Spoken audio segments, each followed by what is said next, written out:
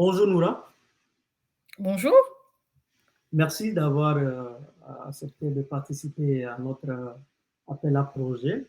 Nous recevons beaucoup de réponses par rapport à l'appel à projet et aujourd'hui, on voudrait écouter ce que vous avez préparé, ce que vous avez comme projet par rapport aux données que vous avez reçues. Donc, nous allons discuter de tout ça dans les 20 minutes qui vont venir. Donc, si tu es prête, on peut y aller. Je suis prête. Merci Alors, Nemo. Voilà, donc aujourd'hui, je vous présente, mon travail sur, l'appel à projet «Concevez une application au service de la santé publique». Donc j'ai intégré le parcours, machine learning, début mars et je suis, demandeur d'emploi. Voilà.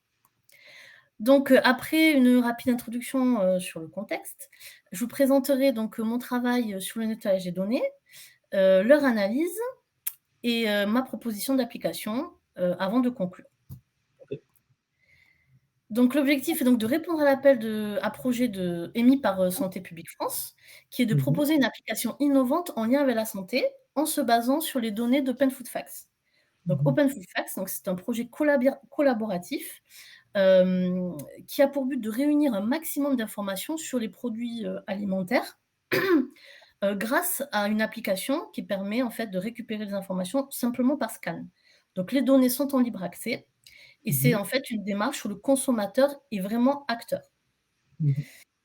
Ensuite, les données justement d'Open Food Facts, donc que j'ai utilisées pour développer mon concept, elles sont très variées. Elles vont des ingrédients au parcours de vie du produit et bien sûr, elles donnent le Nutri-Score du produit. On y trouve 162 variables pour plus de 320 000 produits. Ok. Alors, quelle est ma proposition? Alors tout d'abord, je me suis interrogée sur Si tu quels sont déplaces, les pro si tu comment? déplaces les slides, je ne vois pas, les slides sont toujours sur le premier. Je ne sais pas si tu les déplaces ou Ah bon? pas. Ah si, j'ai déplacé, si, si. Ah bah alors c'est, je comprends pas. Alors est-ce que je refais le partage peut-être? Non, non, non, Mais mais là, sur toujours le là on premier est slide. à attends, on en est à introduction avec les données et la proposition. Est-ce que tu vois ça à l'écran? Non, je vois juste le premier slide. Bah, c'est pas normal. Heu, je sais pas ce qui se passe avec ce partage. Est-ce que tu veux que je coupe et que je relance le partage peut-être? Non, il faut juste sortir du mode présentation. Sors du Ah, mode présentation de. d'accord. OK. Voilà. Bah, alors ouais, bon du coup j'avais fait des animations mais c'est pas grave. Ok. Ça va peut-être faire mal aux yeux, Est-ce que tu vois la bonne diapo là au moins? Oui, je suis la bonne. D'accord, très bien. Bon, bah, écoute, voilà, donc j'en étais à la proposition d'application. Mhm, Alors donc je me suis interrogée sur les préoccupations des consommateurs d'aujourd'hui qui sont en fait des consommateurs de plus en plus. Donc mhm, c'est évidemment la sécurité alimentaire, la santé, et aussi la santé de notre planète, notamment chez les jeunes générations.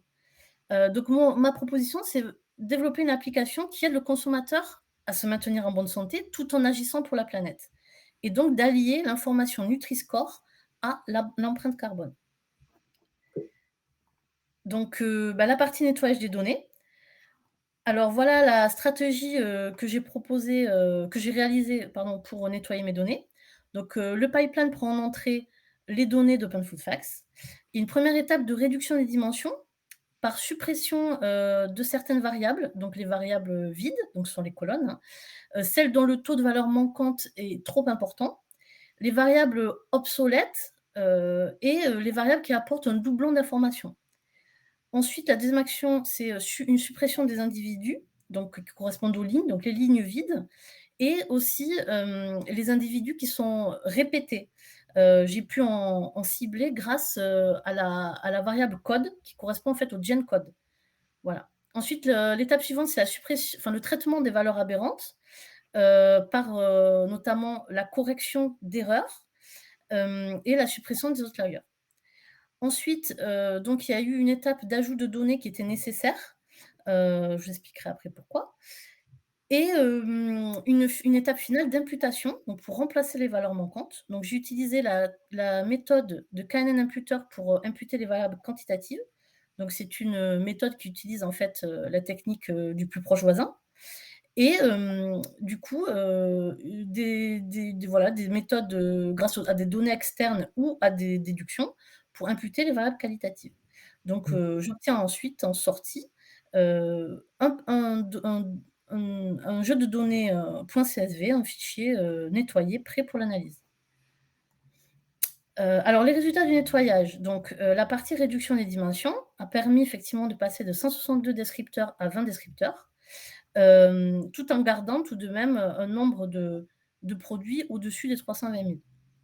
Cette étape a eu quand même pour conséquence notable, que les variables d'intérêt pour l'expression de l'empreinte carbone ont été supprimées. Heu, Ensuite, le traitement des valeurs, aberrantes. Donc là, je vous ai mis un exemple pour la variable protéine, pour laquelle il y avait des valeurs négatives, ce qui est, techniquement impossible, et des valeurs, au-dessus de 100. Or, l'unité de la plupart, en fait, des variables, des données nutritionnelles étaient exprimées en grammes pour 100 grammes.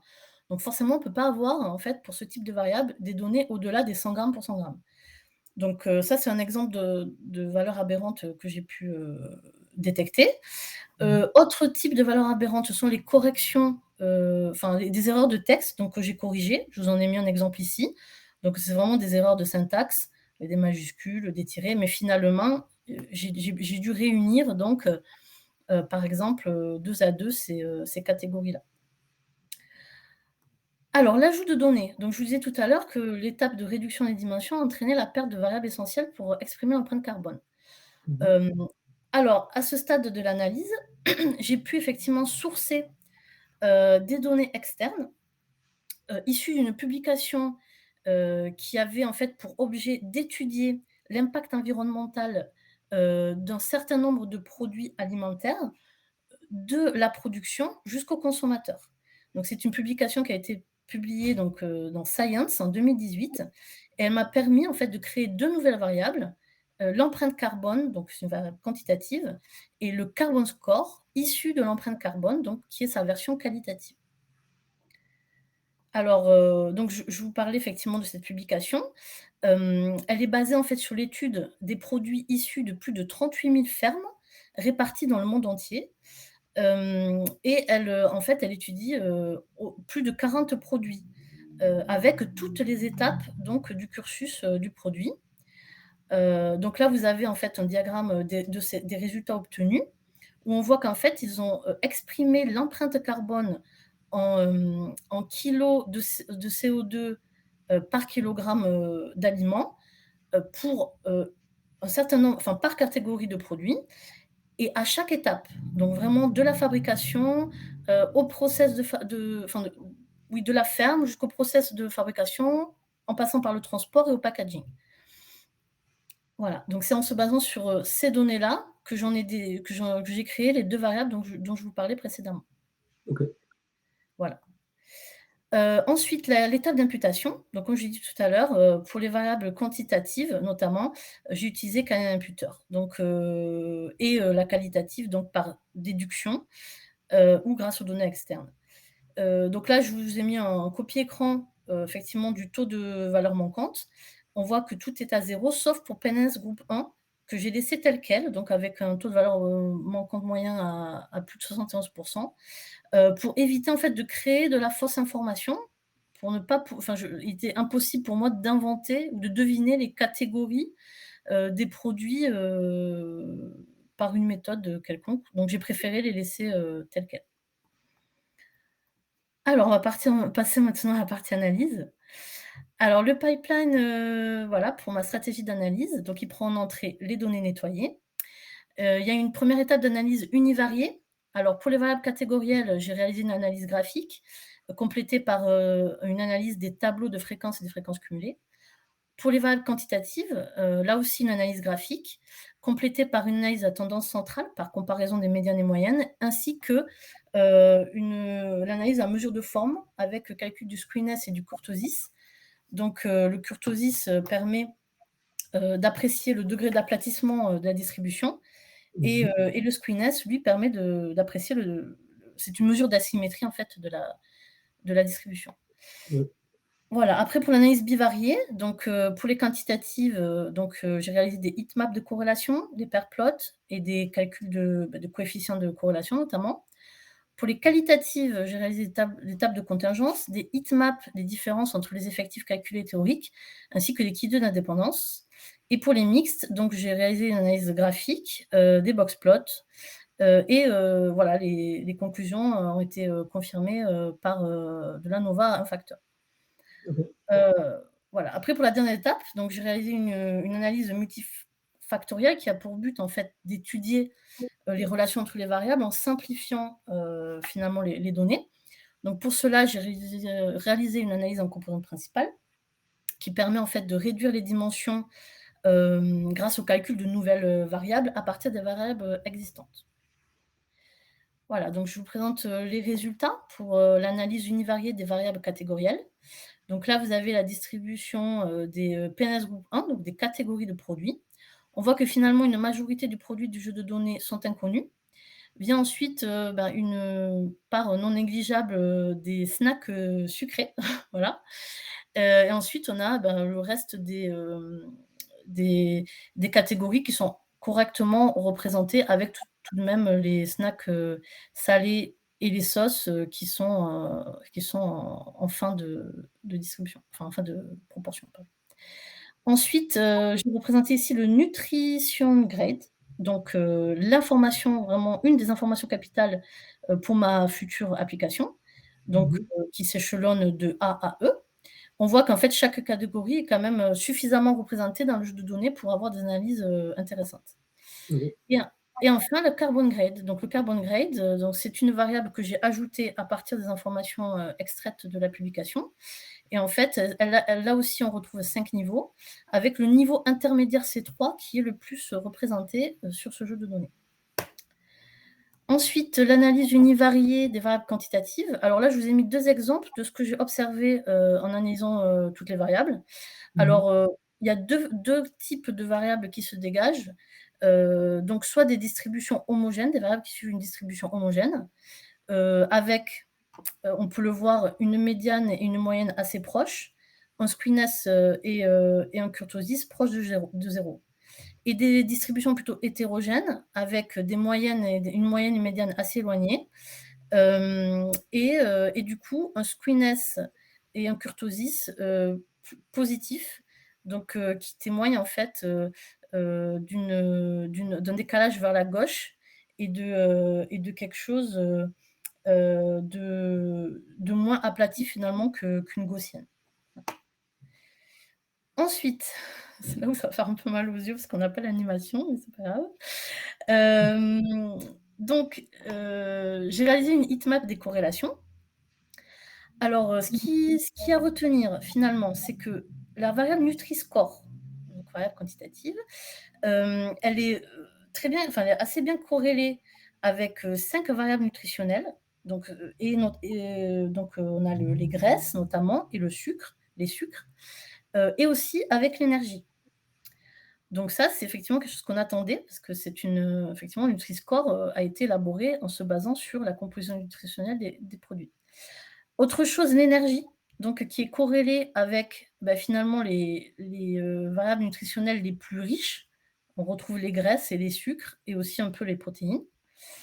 Et aussi il y avait d'autres, quand même, corrélations remarquables entre notamment, les graisses et les graisses saturées, les sucres et les carbohydrates et le sel et le sodium. Donc ça, effectivement, toutes ces corrélations ont en fait une logique nutritionnelle, biochimique, donc c'est des choses qui ne sont pas surprenantes. Mmh. Ensuite, le point vraiment intéressant, c'est la non-corrélation de l'empreinte carbone. On voit qu'en fait, l'empreinte carbone n'a pas de corrélation significative avec toutes les autres variables qui sont donc des variables nutritionnelles et notamment avec le Nutri-Score. Donc ça, effectivement, c'est un point, très positif pour, mon projet d'application. Ça prouve vraiment qu'on va apporter une information avec une valeur ajoutée au consommateur. On ne va pas faire un doublon d'informations par rapport au Nutri-Score. Ce sont vraiment 2 informations décorrélées, qui vont informer encore plus, le consommateur et l'aider dans son choix d'achat.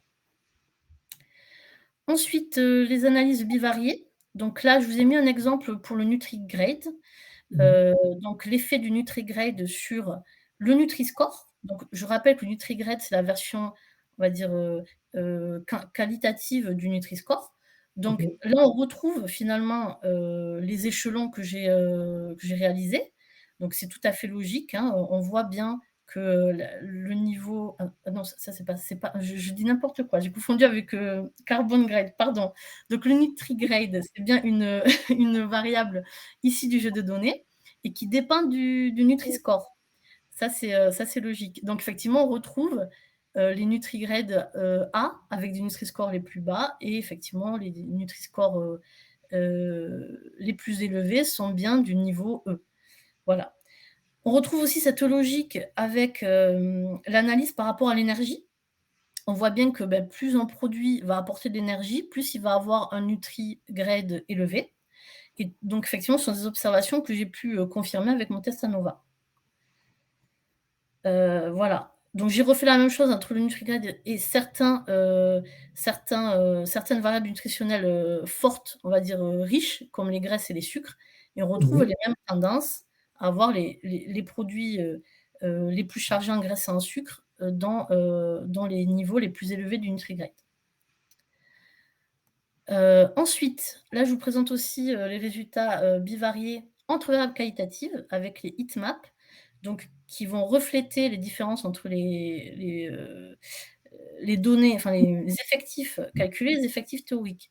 Donc plus la couleur est claire et plus en fait il y a une non-indépendance, des variables, et donc un lien potentiel. Donc là, on voit effectivement pour, cette première heatmap qui est le Nutri-Grade en fonction, des catégories de produits, Mmh. que les produits qui ont le Nutri-Grade A sont les fruits, les légumes, les céréales et les pommes de terre. Donc c'est tout à fait cohérent et on voit aussi que, les produits qui ont, le Nutri-Grade E sont les, snacks sucrés. Donc là aussi, on a une cohérence avec, la nutrition. La deuxième heatmap que je vous ai représentée, c'est le Carbon Grade en fonction des catégories. Alors j'ai Mmh. voulu vous la représenter parce qu'effectivement, j'ai noté 2 points qui étaient assez remarquables, qui sont qu'en fait, on a, des liens assez, forts, entre les produits donc on a des produits laitiers et les viandes qui sont en fait tous 2 issus de l'élevage intensif et qui ont, tous 2 quand même des carbon grade assez élevés et ça, c'est tout à fait, ça confirme tout à fait les données de la publication. Donc on retombe en fait un peu sur nos pattes. Voilà. Donc, je vais finir la partie analytique, avec, l'analyse en composantes principales. Donc ici, vous avez, un graphe qui représente les boulis des valeurs propres.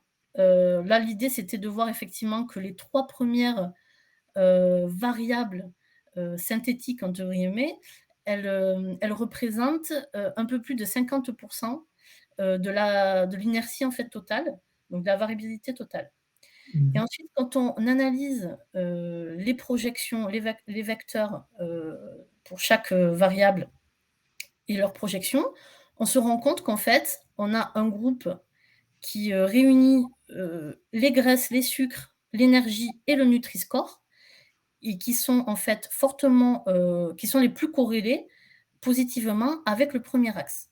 Donc c'est comme si en fait enfin, j'ai l'impression en fait que finalement ce premier axe-là, il correspond un petit peu à tout ce qui est, mauvais pour notre santé. Voilà. Ensuite la deuxième forte corrélation, ce sont les sels, ici sel et sodium, qui sont fortement corrélés positivement avec le deuxième axe. Et le point important, c'est de voir que notre empreinte carbone, finalement, elle n'est pas du tout déjà corrélée avec le premier axe. Elle se projette un petit peu, enfin un petit peu quand même sur le deuxième axe, mais c'est pas, sur ce plan factoriel, elle n'est pas présente de manière significative. Donc ça confirme la décorrélation qu'on avait observée, tout à l'heure. Voilà, donc pour la partie analyse et maintenant je vais vous parler de mon application, mon projet d'application. Hop là, pardon. Donc j'ai décidé de l'appeler Green Health déjà, santé verte, qui, au fait, je pense que ce mot, traduit bien, l'objectif de l'application. Alors, concrètement, comment ça se passe? Eh bien le consommateur pourra télécharger l'application Green Health sur son smartphone, tablette, ordinateur, que ce soit Android ou iOS. Bon après l'ordinateur, on ne peut pas le l'amener avec soi au magasin, mais il pourra y retrouver quand même toutes ces informations et ces historiques. Ensuite, du coup, il pourra flasher avec son smartphone, le produit qu'il souhaite acheter. Il aura tout de suite les informations produits, le nom, la présence d'allergènes, la marque, les informations essentielles. Évidemment, sera affiché le Nutri-Score et le Carbon Score. Il pourra ensuite, choisir en fait, le choix Green Health en cliquant sur ce bouton et c'est alors que l'application lui proposera un produit équivalent, avec un Nutri-Score et ou un Carbon Score meilleur et ce choix-là, il pourra même le partager avec la communauté Green Health, pour diffuser finalement, les produits les plus pertinents et les plus en accord, avec, le concept d'éco-santé. Bon, ben, on va à présent conclure. Alors, concernant le Nutri-Score, alors les données, que j'ai utilisées ont été suffisantes quand même pour établir que le Nutri-Score était bien corrélé avec plusieurs données nutritionnelles. J'ai pu, valider ça par, la réalisation de tests statistiques. Donc le Nutri-Score est bien une information robuste qu'il nous faudra et qui est essentielle à notre application. Concernant le Carbon Score maintenant, effectivement, en début d'analyse, en début de nettoyage, j'ai perdu, les variables essentielles pour, établir un Carbon Score à partir des données fournies. Mais, j'ai réussi à taguer, ce même jeu de données grâce, on l'a vu, à des données externes fiables. Ensuite, j'ai pu établir, la corrélation entre le Carbon Score et les produits issus, de l'élevage intensif, ce qui, est cohérent avec les données publiées. Ensuite, le Carbon Score, nous avons vu qu'il était décorrélé des caractéristiques nutritionnelles et notamment du Nutri-Score, ce qui rend, vraiment mon projet d'application, très pertinent. Alors la faisabilité de Green Health, elle est envisageable à mon sens, en continuant à se baser sur les données d'Open Food Facts et car elle répond vraiment à une demande de plus en plus grande des consommateurs, d'aujourd'hui, qui sont de plus en plus éco-responsables. Et les axes d'amélioration, donc effectivement, l'analyse que je propose, elle dépend, des données externes qui sont venues enrichir notre jeu de données. Mais ces données, elles sont quand même pauvres en informations concernant les empreintes, carbone des produits, manufacturés. Et on sait que c'est ces produits-là que les personnes vont le plus acheter au vu, des analyses, des catégories de produits de notre jeu de données. Alors là, il faut vraiment avoir plus de données concernant, ces empreintes carbone-là qui font défaut. Un autre axe de travail de cette analyse aurait été, de conserver finalement le jeu de données initial avec les variables, qui nous auraient permis de déduire, l'empreinte carbone. Mais du coup, il fallait accepter de réduire considérablement, le dataset, au vu des importants, taux de valeur manquante de ces variables. Voilà, donc je vous remercie pour votre attention. Merci Noura pour la présentation, pour cette idée verte du projet. D'accord. Ok, la première question va au niveau du biais possible qu'on pourrait avoir par rapport à cette augmentation de l'information à travers le sourcing. Est-ce que dans le jeu, il n'y a pas de variables qui rentrent dans le calcul du carbon score en se basant peut-être sur le papier Oui, le papier que tu as dont que tu as j'ai parlé. trouvé. Est-ce que il n'y a pas Tout de à styles fait. qu'on pourrait. Alors oui, je te propose peut-être d'ouvrir, le notebook, Ok, si tu veux, alors pour avoir un support de réponse. Parce ok, qu'effectivement, alors il faut ouvrir, désolée, voilà. Dans mon notebook, nettoyage, Hop. Tut, tut, tut, tut. Alors, le notebook, nettoyage, il est là. Donc effectivement, au tout début S'il a ouvert, de s'il a ouvert, je comment? ne le vois pas. Ah, tu ne vois pas, c'est ça? Oui, tu peux fermer Ah, peut-être ah, il le. faut que je oui, il faut que je change, c'est ça. Alors attends. Ah, mais alors attends, parce que là, il faut que je l'ouvre ici. Ah, attends, je dois, parce qu'en fait, je suis sur Firefox. OK, je sais pas si ça va marcher comme ça. Ah,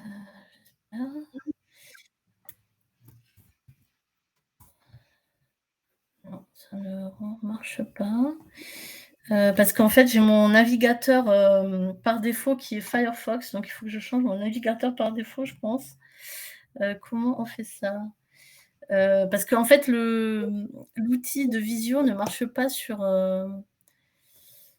Firefox. Alors je sais pas comment on fait pour, dire, que le navigateur par défaut, c'est non, c'est pas là, paramètres. Je suis désolée, hein, parce que j'ai pas anticipé ça. Navigateur par défaut. Bah si, pourtant, il est bien coché, non? Définir par défaut. OK. Donc là, normalement, ça devrait être bon. Ouais. Bon, alors on va réessayer, on va fermer tout ça. Fermer, voilà. Et ça, on va fermer aussi. Désolée. Alors, on va réessayer. Je vais faire un book. OK. Ça va marcher. Yes. Yes. Alors, je reviens à la soutenance et je repartage. Tac. Alors, soutenance. Ah bah alors. Bon, là, ça rame beaucoup.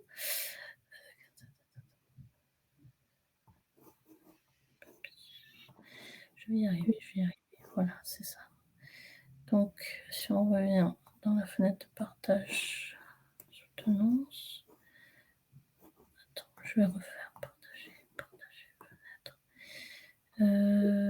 Bah c'est ça en fait, soutenance, c'est pas soutenance.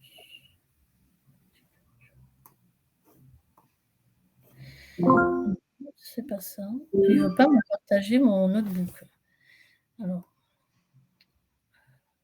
présentation, partager. Est-ce que là ça marche? Est-ce que tu vois quelque chose? Oui, je vois le document. Ah! Ouf! Alors, on va aller dans document. Ouh là là, qu'est-ce que c'est que ça? Erreur serveur, je comprends pas pourquoi il me fait ça. Bon, bah écoute, je suis désolée, je voulais partager le notebook, mais ça Non, ne partager, ouvre juste le notebook. Ouvre-le. bah oui, c'est ça que j'essaie de faire. Mhm. Alors là, je suis dans le document. Ah, ça y est. Ouf, oh là là, il a du mal, je suis désolée. Donc, notebook nettoyage, bon, voilà. Bon, c'est la première présentation, c'est je laisserai pour la prochaine fois. Il faut que je prépare. Alors, il va s'ouvrir. Loading, loading. Allez, allez. Bon, en tout cas, effectivement, vous commencez à te répondre quand même. C'est bon, voilà. Donc dans le notebook, effectivement, nettoyage, dès le début, je cible les variables, voilà, aperçu des variables d'intérêt en lien avec le Nutri-Score et l'empreinte carbone. Donc il y Ok, avait, voilà, donc il y avait déjà une empreinte carbone fournie par le fabricant, qui était déjà calculée. ok, Mais le nombre de valeurs était faible.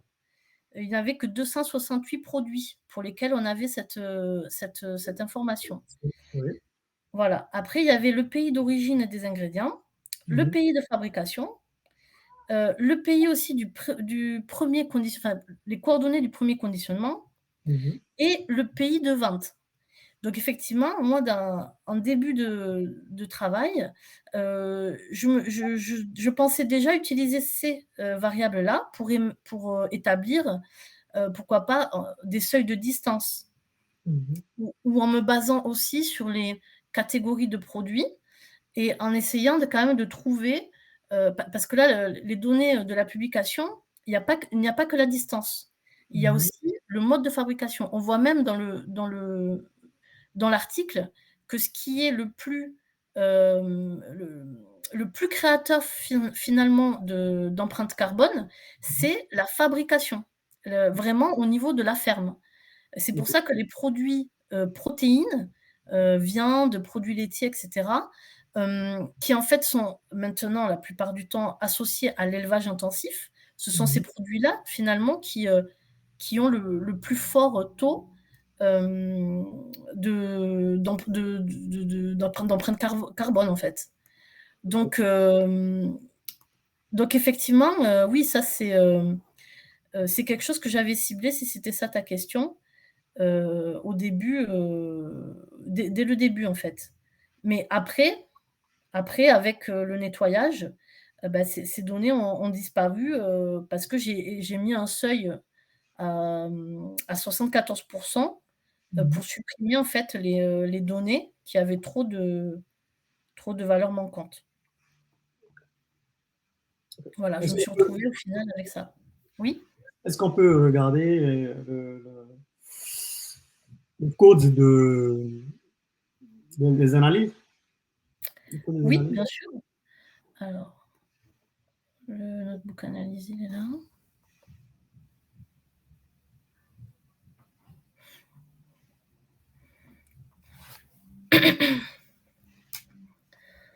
Ça met un peu de ça.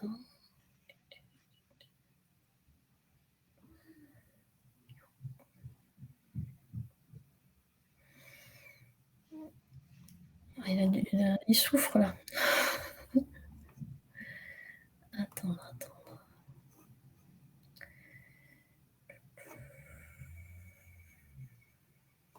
Bon, ça met un petit peu de temps. Bon, peut-être fermer et rouvrir.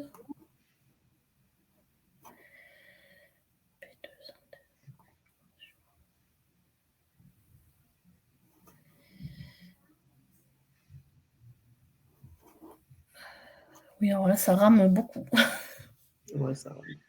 Je suis désolée. Tu voulais voir quoi au niveau analyse en fait? Ce sont quoi? C'est plutôt des graphes que tu voulais revoir en détail? Voilà, en détail comment les cartes ont été produites. Parce que là, si j'ouvre, parce que j'ouvre toujours via Jupyter Notebook, mais est-ce qu'il y a une autre manière d'ouvrir? Parce que je les ai pas enregistrés sous format HTML. Oui, je comprends.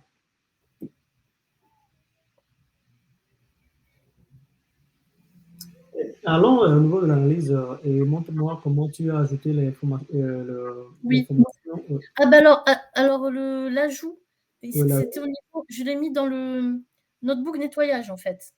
oui, oui, nous sommes dans le nettoyage, c'est ça que je veux dire. Voilà, L'ajout. alors je vais te montrer, comment j'ai ajouté les informations.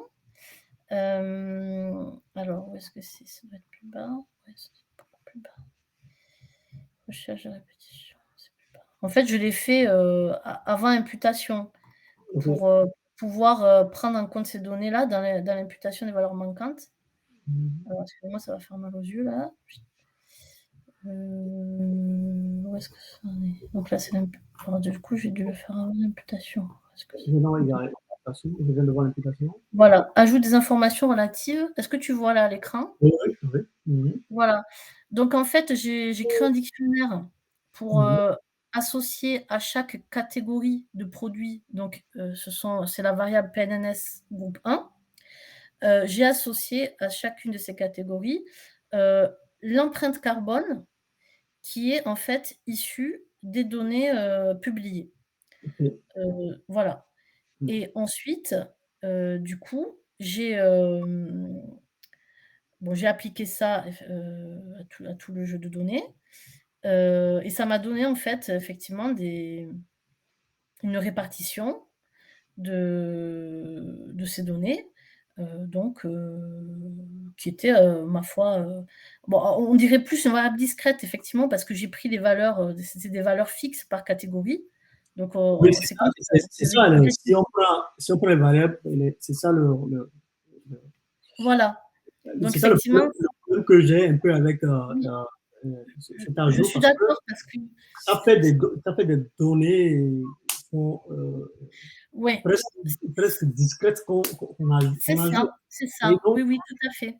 pour tout un groupe, on ajoute la même valeur. Ouais, Ce qui fait oui, que si tel est le cas, on pourrait juste prendre les groupes et oui, et les, et dire que bon, tel groupe mmh. a tel score, parce que là, euh, on ne rentre pas vraiment dans le produit. C'est ça, oui, c'est effectivement le point, c'est qu'on n'a pas de données, spécifiques par produit, mais finalement ça dépend du fabricant parce qu'au final l'utilisateur il va scanner et toutes les données Open Food Facts, elles vont dépendre de ce qu'il y a dans le code barre Mhm. et qu'est-ce qui se cache derrière le code barre? C'est ce que souhaite donner le fabricant du produit et on le voit bien, dans les données, brutes, hein, dans les données initiales, on voit bien qu'il y a seulement, voilà, la variable, enfin l'information, on va dire, heu, de, carbone footprint, de vraiment la vraie, empreinte carbone, bah, finalement, il y a que 268 produits sur plus de 320 000 Mhm. qui ont été d'accord pour fournir cette information aux consommateurs. C'est pour Oui. ça qu'il y a un vrai défaut de communication, des fabricants sur cette information et heu et c'est vrai que là, ce que je propose moi, c'est sûr que c'est pas, parfait par rapport à la grande hétérogénéité des produits qui sont présents, dans Open Food Tracks. Ça, c'est une réalité donc du coup que j'évoquais, en conclusion et c'est pour ça qu'il faut trouver une autre manière, soit de sourcer, soit effectivement, il faut que les fabricants donnent plus d'informations pour que ce soit, pour que l'analyse, elle soit plus, pertinente en fait. Parce que là, avec seulement 268 données ou même si on prend les autres, on en avait, quelques milliers, mais ça reste encore, c'est une volonté du fabricant. Il faut que le fabricant donne l'information, donne les informations qui nous permettraient de calculer une empreinte carbone, on va dire, réelle. Parce que là, le souci des données Open Food Track, c'est qu'on n'a pas les informations des conditions de fabrication notamment. On a tout le trajet. Alors ça, c'est vrai qu'on a tout le trajet. Mais, quand j'ai lu la publi, effectivement, ils ciblent bien, les conditions de fabrication qui sont les plus impactantes dans le calcul de leur calcul d'empreinte carbone. Mhm. Effectivement, si on a, finalement, un steak, qui fait pas beaucoup de kilomètres, mais qui est, heu, produit dans une ferme intensive, un steak qui va peut-être faire un petit peu plus de kilomètres, mais qui est produit dans une ferme, avec, une démarche écologique, on va peut-être biaiser l'informateur si on ne prend pas en compte, les conditions de fabrication. Voilà, donc c'est ça, c'est vraiment la difficulté que j'ai rencontrée, sur ce projet, pour mon application. Après, c'est quand même des données ici qui ont été publiées, dans Science, donc qui sont quand même, moi qui ai lu la publication, c'est quand même extrêmement bien documenté. Hem et il faudrait peut-être utiliser, non pas seulement les données publiées, mais contacter les personnes qui ont réalisé cette étude et leur demander leurs données brutes et là, ce serait différent. Je pense que ce serait beaucoup plus précis. Et, merci Noura. Oui, Euh, bah, de rien. des questions, nous allons passer au début. Attends, j'ai pas entendu, ça a coupé, excuse-moi. J'ai dit, nous allons passer au débrief. Ah, au débriefing, d'accord, je t'écoute. J'arrête le partage peut-être?